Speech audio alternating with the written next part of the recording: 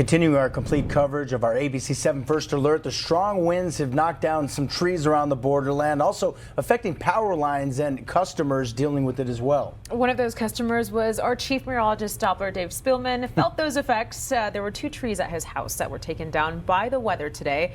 If you take a look right now, this is Doppler's front yard. You can see that 2 trees that fell, damaging part of his fence.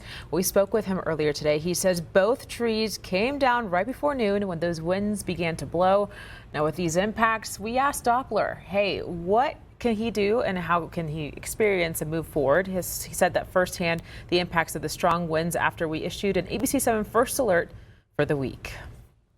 Well, I mean, the next step is going to have to be call the insurance company. I mean, I got fence damage.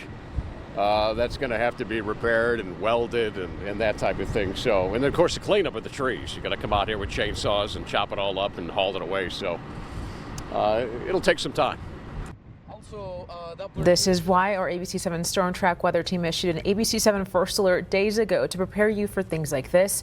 Doppler also says that these things could happen to anyone in our area. He suggests whenever these situations happen at your home, do not touch those electric wires or approach them. It's better to just call the electric company to help you out.